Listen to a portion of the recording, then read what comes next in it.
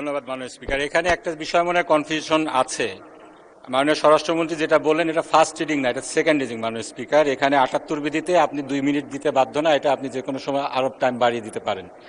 মাননীয় স্পিকার, যে রহিতকরণ বিলটি উত্থাপিত হয়েছে বিবেচনার জন্য, এটি বিচার বিভাগের স্বাধীনতার উপর নগ্ন হস্তক্ষেপ, বিচার বিভাগের স্বাধীনতার চরম লঙ্ঘন, ফ্যাসিবাদী কায়দায় নিম্ন আদালতকে ব্যবহার করে বিরোধী মত দমনের আয়োজন চলছে। মাননীয় স্পিকার, এই বিলটি এখনো পাশ হয়নি, বিবেচনার জন্য উঠেছে।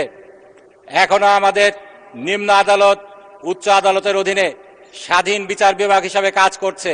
তারপরও আমরা দেখেছি নিম্ন আদালতের বিচারকরা যখন স্বাধীন বিচার বিভাগের পক্ষে অবস্থান নিয়েছে, আইন মন্ত্রণালয় থেকে তাদেরকে শোকজ করা হয়েছে। মাননীয় স্পিকার, তারা আইন মন্ত্রণালয়ের আন্ডারে ম্যাজিস্ট্রেটকে নিম্ন আদালতকে নেওয়ার আগে যদি এই আচরণ প্রকাশ করতে পারে, মাননীয় স্পিকার, আমরা দেখেছি সেই ফ্যাসিবাদী আমলে কি হয়েছে, অতীতে কি হয়েছে।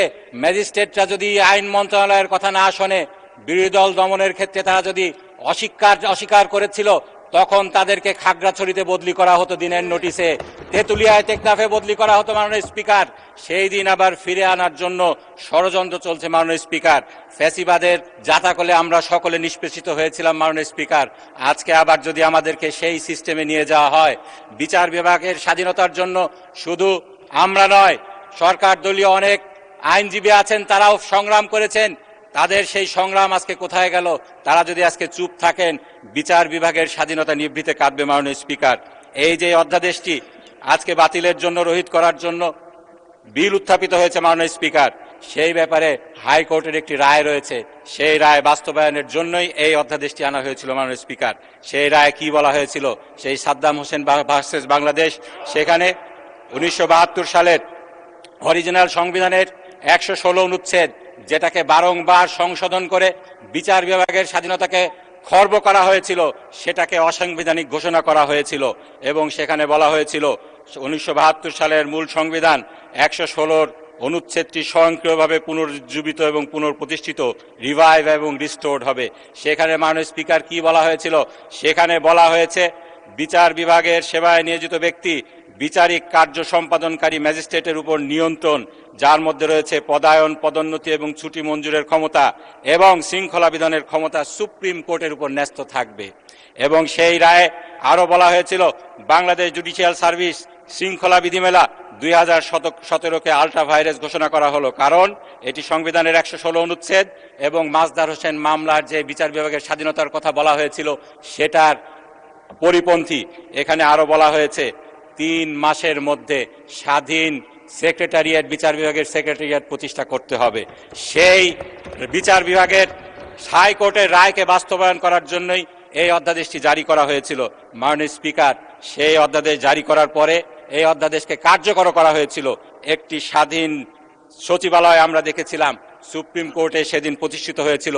মাননীয় আইনমন্ত্রী সেদিন উপস্থিত ছিলেন সেখানে। আজকে তিনি কিভাবে আবার সেটাকে ফিরিয়ে নেওয়ার জন্য, রহিত করার জন্য বিল আনেন, আমাদের বোধগম্য হয় না। মাননীয় স্পিকার, সে রায় বাস্তবায়িত হয়ে গিয়েছে, সুপ্রিম কোর্ট সচিবালয় প্রতিষ্ঠিত হয়ে গিয়েছে। সেখানে রায়টি স্টে হওয়া কিংবা ডিসমিস হওয়া ছাড়া এটিকে বিলুপ্ত করা, সেই সচিবালয়কে বিলুপ্ত করার জন্য বিল আনা বিচার বিভাগের স্বাধীনতার নগ্ন হস্তক্ষেপ এবং আদালত অবমাননার শামিল। মাননীয় স্পিকার, আমরা এখানে অনেক কথা বলতে পারি, আমাদের ইনডেমনিটি আছে, আমাদের দায় মুক্তি আছে, কিন্তু এ কথা বলার কোনো সুযোগ নেই। আমাদের এই সংবিধান সার্বভৌম, আমরা আদালতের রায় মানতে বাধ্য নই, এমন কথা কিন্তু এই সংসদে বলা হয়েছে। এই কথাটি সম্পূর্ণ অযৌক্তিক এবং অসত্য। এর মাধ্যমে জাতিকে মিসলিড করা হচ্ছে। আমার মাননীয় সংসদ সদস্য জনাব আবুল হাসনাত অনেক কথা বলতে চেয়েছিলেন, তিনি বলতে পারেননি। তারপর মাননীয় যে আইনমন্ত্রীকে সময় দিয়েছেন, তিনি অনেক বিষয়ে মিসলিড করেছেন। যে বিষয়ে এর আগে মিসলিড করা হয়েছে তার একটি ছিল সংবিধানের এই আমাদের সংসদের সার্বভৌমত্ব। আমি একটি বইয়ের রেফারেন্স দিতে চাই, বাংলাদেশ জাতীয় সংসদ, ডক্টর মহিউদ্দিন। সেখানে তিনি সার্বভৌমত্ব নিয়ে কি লিখেছেন, সেখানে তিনি একটি কোর্টের রেফারেন্স দিয়েছেন। 2003 সালে যৌথ অভিযান দায় মুক্তি আইন 2003, এটাকে খারিজ করে সুপ্রিম কোর্ট যেটা বলেছিল, বিচারপতি মঈনুল ইসলাম চৌধুরী এবং বিচারপতি আশরাফুল কামালের সমন্বয়ে গঠিত হাইকোর্ট বেঞ্চ বলেছিল, রাষ্ট্রের 3টি অঙ্গের কেউই সার্বভৌম নয়, প্রতিটি অঙ্গ সংবিধানের বিধিবিধান সাপেক্ষে স্বাধীন, শ্রেষ্ঠত্ব শুধু সংবিধানের, রাষ্ট্রের 3টি অঙ্গই সংবিধানের বিধিবিধান মেনে চলতে বাধ্য। আজকে আমাদের কাছে মনে হয় যখন এই সংসদে দায়িত্বপ্রাপ্ত মন্ত্রীরা বলেন আমাদের সংবিধান অনুযায়ী 7(2) অনুযায়ী আমাদের সংসদ সার্বভৌম, তখন মনে হয় আইনের এতগুলা ডিগ্রি, সেই LLB করা থেকে শুরু করে LLM করা থেকে শুরু করে বার করা থেকে শুরু করে PhD করা থেকে শুরু করে সকলই বৃথা, আবার আইন নতুন করে শিখতে হবে আমাদেরকে। মাননীয় স্পিকার, এই বইতে আরো বলা হয়েছে কোন আইন সংবিধান সম্মত কিনা তা পর্যালোচনা করে আইনের বৈধতা নির্ধারণ করার প্রক্রিয়াকে বিচার বিভাগীয় পর্যালোচনা বলা হয়। বিচার বিভাগীয় পর্যালোচনার মাধ্যমে পার্লামেন্ট কর্তৃক প্রণীত কোনো আইন বা আইনের অংশবিশেষ সংবিধানের সাথে অসামঞ্জস্য বলে প্রতীয়মান হলে আদালত তা বাতিল ঘোষণা করতে পারে।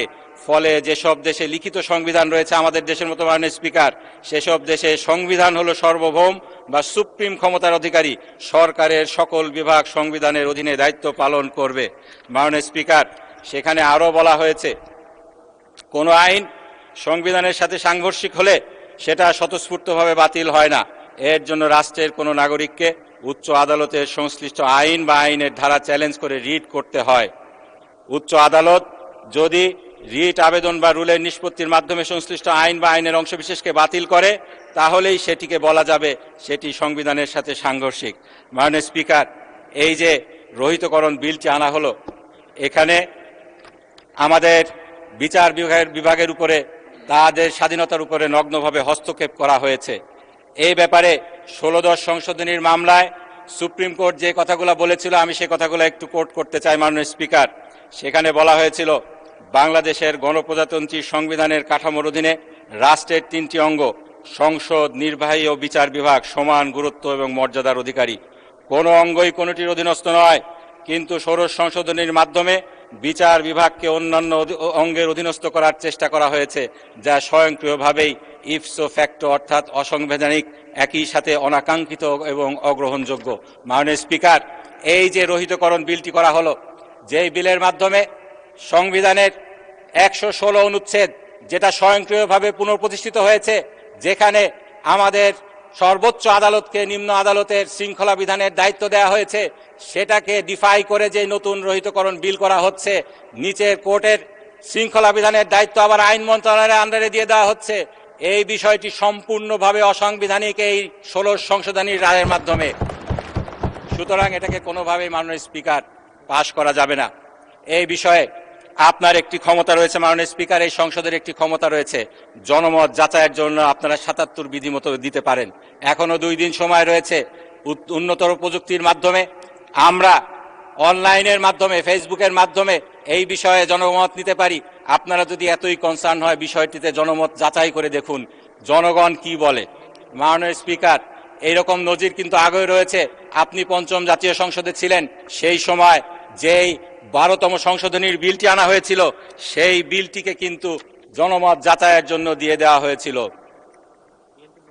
এই বিষয়ে মাননীয় স্পিকার, আরেক যদি 2টি কথা বলতে চাই। এই বিষয়ে জুলাই সনদে আলোচিত হয়েছে সংসদের সেপারেট সচিবালয়ের বিষয়ে। সেখানে জুলাই সনদে বিএনপি কোনো নোট অফ ডিসেন্ট দেয়নি। 31 দফাতেও তারা তাদের যে বাংলাদেশ, নতুন বাংলাদেশ গড়ার স্বপ্ন জাতিকে দেখিয়েছে, সেখানেও তারা বিচার বিভাগের স্বাধীন সচিবালয় প্রতিষ্ঠার করার কথা বলেছে। আজকে কেন তারা সেটা রহিত করার বিল আনছে? এর মাধ্যমে কি জনগণের সাথে প্রতারণা করা হচ্ছে না? মাননীয় স্পিকার, এখানে আমাদের আইনমন্ত্রী যখন কথা বলবেন, আমি তো জবাব দিতে পারবো না। তিনি একটি কথা বলবেন, সংবিধানের 103(2) ক মোতাবেক সার্টিফিকেট ইস্যু করেছে হাইকোর্ট। এর মাধ্যমে উনি বলার চেষ্টা করবেন হাইকোর্টের রাইট স্টে হয়ে গিয়েছে। এটি মোটেও সত্য নয় মাননীয় স্পিকার। এটা যদি তিনি বলেন, তাহলে জাতিকে তিনি বিভ্রান্ত করার চেষ্টা করবেন। এই রাইট স্থগিত হয়নি। 103(2) ক অনুযায়ী যদি সার্টিফিকেট ইস্যু করা হয়, সেক্ষেত্রে শুধুমাত্র লিভ গ্র্যান্টিং অর্ডার লাগে না, সরাসরি অ্যাপিলের ডিভিশনে শোনা হবে। কিন্তু কোনোভাবেই আমি এই যে হাইকোর্টের বাইবেল বলে তিনি যে সাংবিধানিক লর বাইবেল বলে যে বইটিকে বলেছেন, সেই বইয়ের গোটা 103 চ্যাপ্টার আমি দেখেছি। এখানে যে কেসগুলো রেফার করা হয়েছে সেইগুলো দেখেছি। আমাদের যারা সিনিয়র আইনজীবী আছেন তাদের সাথে কনসাল্ট করেছি। এটিকে যতক্ষণ পর্যন্ত না স্টে করা হচ্ছে, এই রায়টি স্টিল ইন অপারেশন এবং এটার মাধ্যমে এটা রায়ের এক্সিকিউশন হয়ে গিয়েছে। সুতরাং ধন্যবাদ মাননীয় সদস্য। মাননীয় আইনমন্ত্রী। আমি আপনার কাছে নিবেদন করব আমার ফ্রেন্ডকে আরো 5 মিনিট সময় দেওয়া হোক, কারণ উনি যেগুলো বলছেন উনি তো চান নাই সময় মাননীয়। উনি চান না, আমি বলবো যে আরো একটু 5 মিনিট বললে আমার জন্য ভালো হয়। আপনি কি আরো 5 মিনিট বলতে চান?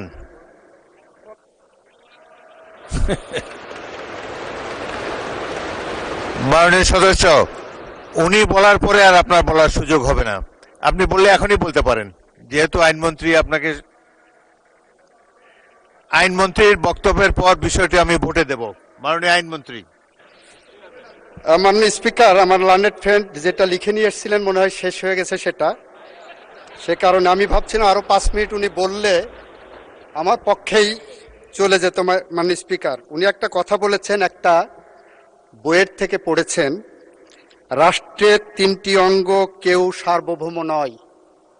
এটা উনার স্টেটমেন্ট, উনার আজকের বক্তব্যের অংশ। এক্স্যাক্টলি আমার সংবিধান, আমার রাষ্ট্র, আমার সংসদ যে কোনো আইন পাশ করতে পারে। সে আইনের, সেই সংবিধান সংশোধনের গার্ডিয়ান হলেন সুপ্রিম কোর্ট। সুপ্রিম কোর্ট সেটাকে বলতে পারে এটা আল্ট্রা ভাইরাস না ইন্ট্রা ভাইরাস।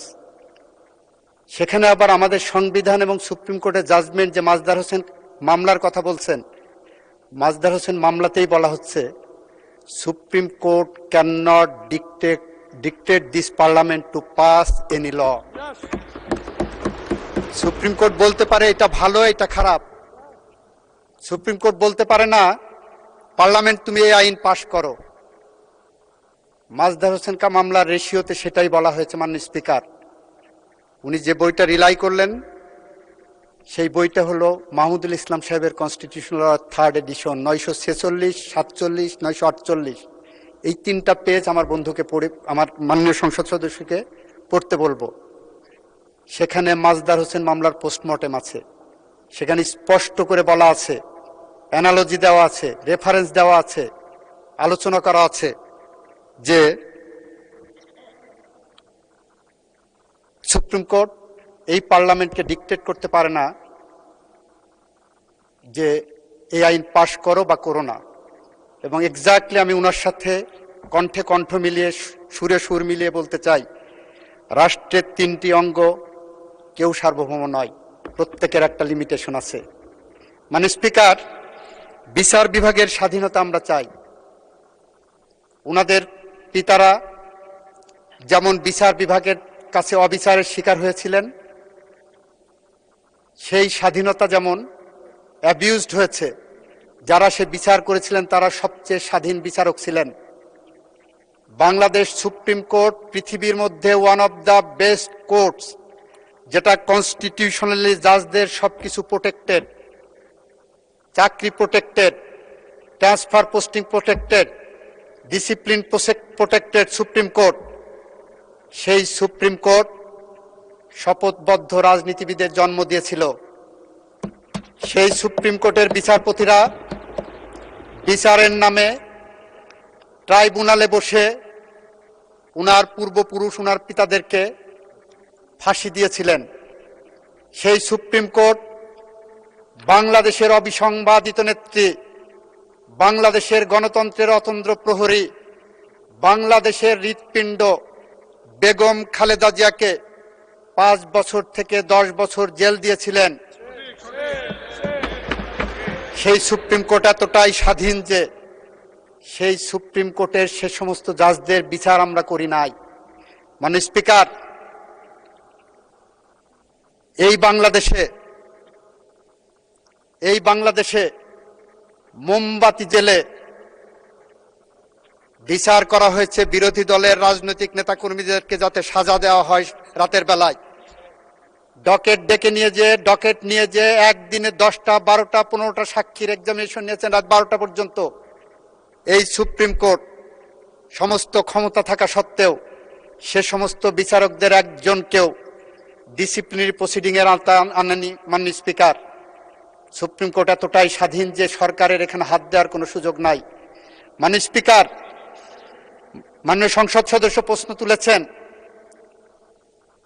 এই আইনের পক্ষে অবস্থান নেওয়ার জন্য কয়েকজন জজের বিরুদ্ধে শোকজ নোটিশ ইস্যু করা হয়েছে। হয় আমার মাননীয় বন্ধুরা শোকজ নোটিশটি পড়েননি, অথবা তারা মিসগাইডেড অ্যান্ড মিসইনফর্মড হয়েছেন। মানে স্পিকার, জাজেস কোড অফ কন্ডাক্টে আছে কোনো বিচারক থাকা অবস্থায় কোচিং সেন্টারের সাথে সম্পৃক্ত হতে পারবে না। বিচারকরা কেউ কেউ কোচিং সেন্টারে ক্লাস নেওয়ার জন্য অ্যাডভার্টাইজমেন্ট দিচ্ছেন, সেই বিষয়টি আমরা নোটিশে এসেছে। আমরা তাদেরকে নোটিশ দিয়েছি যে এরকম মিসকন্ডাক্ট তোমাদের দ্বারা হচ্ছে। কোন বিচারক ফেসবুকে কনস্টিটিউশনাল লয়ের এক্সপার্ট হচ্ছে। বাংলাদেশে গার্মেন্ট সেক্টর রপ্তানি বাণিজ্যে সবচেয়ে ভালো কাজ করে, আর একটা সেক্টর জন্ম হচ্ছে, সেটা হলো সংবিধান বিশেষজ্ঞ। মাননীয় স্পিকার, পৃথিবীর যে কোনো দেশে বাংলাদেশ থেকে সংবিধান বিশেষজ্ঞ এখানে রপ্তানি করা যাবে। আমার সুপ্রিম কোর্টে যারা ক্রিমিনাল ল প্র্যাকটিস করছেন, যারা সিভিল ল প্র্যাকটিস করছেন, তারা সংবিধানের এক একজন বিশেষজ্ঞ হয়ে গেছেন। মাননীয় স্পিকার, আমরা চেয়ে চেয়ে দেখছি। মাননীয় স্পিকার, আমাদের দেশের প্রখ্যাত জুরিস্ট ব্যারিস্টার রফিকুল হক একদিন এক বক্তৃতায় বলেছিলেন, সুপ্রিম কোর্ট কোন দিকে যাবে সেটা হাওয়া ওনারা প্রেস ক্লাব থেকে বুঝবেন। প্রেস ক্লাবের থেকে যেদিকে বক্তব্য, যে লাইনে যাবে সুপ্রিম কোর্টের রায়টা সেদিকেই ধাবিত হবে। আমাদের সুপ্রিম কোর্টের সম্পর্কে উনি আরেকটা কথা বলে গিয়েছিলেন, যখন সুপ্রিম কোর্ট নিজের স্বার্থ রক্ষার জন্য প্রয়োজন হয় তখন সুপ্রিম কোর্ট সেই রায় তার পক্ষে নিজের মতো করে দেন। তার জ্বলন্ত উদাহরণ হলো 8th অ্যামেন্ডমেন্ট জাজমেন্ট। 8th অ্যামেন্ডমেন্টের জাজমেন্ট 102-তে বাংলাদেশের সমস্ত জেলা থেকে, বিভাগীয় শহর থেকে সুপ্রিম কোর্টকে ঢাকাতে নিয়ে সেই ইউনিটারি ফর্মে রেখে অন্য কোথাও সুপ্রিম কোর্টের ব্রাঞ্চ করা যাবে না বলছেন। অথচ আর্টিকেল 101 যদি কেউ কনস্টিটিউশনে পড়ে, 100-এ আর্টিকেল 100-তে বলা আছে মাননীয় স্পিকার যে সার্কিট ব্রাঞ্চ করতে পারবেন। আর্টিকেল 100 অব দি কনস্টিটিউশনে বলা হচ্ছে সুপ্রিম কোর্টের সময় সময় ব্রাঞ্চ হবে বিভিন্ন জায়গায়, কিন্তু সুপ্রিম কোর্টের জজ সাহেবদের তো ওখানে যেতে ভালো লাগে না, কারণ ওনাদের কুমিল্লা যেতে হতো, রংপুর যেতে হতো, যশোর যেতে হতো। সেই কারণে আর্টিকেল 100 অব দি কনস্টিটিউশনকে এখানে দেখেন রিডান্ডেন্ট করা হয়েছে। বলা হচ্ছে 100-এ রাজধানীতে সুপ্রিম কোর্টের স্থায়ী আসন থাকিবে, তবে রাষ্ট্রপতির অনুমোদন লইয়া প্রধান বিচারপতি সময়ে সময়ে অন্য যে স্থান বা স্থানসমূহ নির্ধারণ করিবেন, সেই স্থান বা স্থানসমূহে হাইকোর্টের বিভাগ অধিবেশন অনুষ্ঠিত হইতে পারিবে। এই আর্টিকেল 100-এর পথে প্রধান অন্তরায় হয়ে দাঁড়িয়েছেন এখন। এই 100-কে বাস্তবায়ন করার জন্য জুলাই চার্টারে একটি অনুচ্ছেদ দেওয়া হয়েছে। সেই জুলাই চার্টার এবং আর্টিকেল 100-এর উপরে প্রধান অন্তরায় হয়ে দাঁড়িয়েছে এখন 8ম সংশোধনের রায়। মাননীয় স্পিকার, বিচার বিভাগের স্বাধীনতার যে ধারণা ওয়ার্ল্ড ওয়াইড, সেই ধারণাটা হলো একজন বিচারকের নিয়োগ কি হবে। এখানে যে স্বাধীনতার কথা বলা হচ্ছে সেটা হলো নিম্ন আদালতের স্বাধীনতা। উচ্চ আদালতে আগেই বলেছি কনস্টিটিউশনালি প্রোটেক্টেড, আগেই বলেছি উচ্চ আদালতের জাজদের চাকরি থেকে শুরু করে সবকিছু কনস্টিটিউশনালি প্রোটেক্টেড, এইটা নিয়ে কারো কোনো দ্বিমত নাই। এখন আসেন অধস্তন আদালতের কথা। মাননীয় স্পিকার, অধস্তন আদালতের একজন বিচারকের স্বাধীনতা নির্ভর করে কয়েকটি জিনিসের উপর, কয়েকটি উপাদান। তার প্রথম উপাদান হলো তার নিয়োগ প্রক্রিয়ার স্বচ্ছতা। দ্বিতীয় উপাদান হলো তার চাকরির নিশ্চয়তা। তৃতীয় উপাদান হলো তার ট্রান্সফার বদলির নিশ্চয়তা। চতুর্থ উপাদান হলো তার ডিসিপ্লিনারি অ্যাকশনে যাতে অবিচারের শিকার না হয় সেটা নিশ্চয়তা। মাননীয় স্পিকার, আমাদের দেশে একটি বিচার বিভাগীয় রিক্রুটমেন্ট কমিশন আছে, যার প্রধান হলেন আপিল বিভাগের একজন বিচারপতি। সেই নিয়োগ নিয়ে বাংলাদেশে এখন পর্যন্ত কোনো প্রশ্ন উত্থাপিত হয়নি, সেখানে সরকারের কোনো হাত নাই। আমাদের বর্তমান মাননীয় প্রধান বিচারপতি ছিলেন ওই বিচার কমিশনের প্রধান। উনি প্রমাণ করে এসেছেন রিক্রুটমেন্ট কতটা স্বচ্ছ হতে পারে, কতটা জবাবদিহিমূলক হতে পারে, কতটা মেধার রিক্রুটমেন্ট হতে পারে। আমাদের বর্তমান মাননীয় প্রধানমন্ত্রী সেটা প্রকাশ করে এসেছেন মাননীয় স্পিকার। মাননীয় স্পিকার, দ্বিতীয়ত হলো তার চাকরির নিশ্চয়তা, তার ট্রান্সফার বদলির নিশ্চয়তা। মাননীয় স্পিকার, আমি আইনমন্ত্রী হিসেবে বলছি, এখানে দাঁড়িয়ে বলছি সংসদে, আমার মাননীয় সংসদ সদস্যের অবহিত করার জন্য, ওনারা জানেন কিনা জানি না, আমার একজন সহকারী জজের ট্রান্সফার করার ক্ষমতাও নাই মাননীয় স্পিকার। যে আইনে এতদিন ধরে আসছে সে আইনে একজন সহকারী জজের ট্রান্সফারের ক্ষমতা আমার নাই। আমি যেটা করতে পারি, আমার মন্ত্রণালয় যেটা করতে পারে সেইটা হলো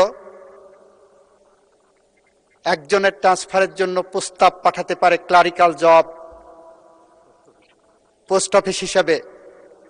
সেই প্রস্তাব চূড়ান্তভাবে নিষ্পত্তি করবেন সুপ্রিম কোর্ট, প্রধান বিচারপতি নেতৃত্বে যে কমিটি আছে তারা।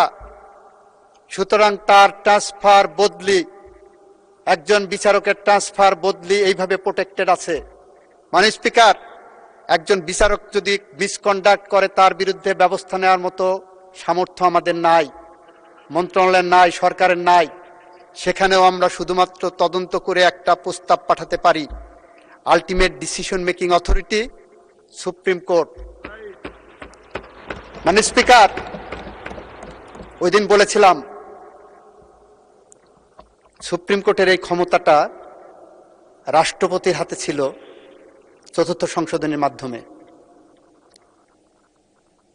পৃথিবীর ইতিহাসের অন্যতম ঘটনা যে সামরিক শাসন এসে বাংলাদেশের মানুষের অধিকার ফিরিয়ে দিয়েছিল। রাষ্ট্রপতির হাত থেকে এই চেকস অ্যান্ড ব্যালেন্সের জায়গাটা এনেছিলেন শহীদ রাষ্ট্রপতি জিয়াউর রহমান পঞ্চম সংশোধনের মাধ্যমে। এটা জুরিসপ্রুডেন্সের ইতিহাস মাননীয় স্পিকার।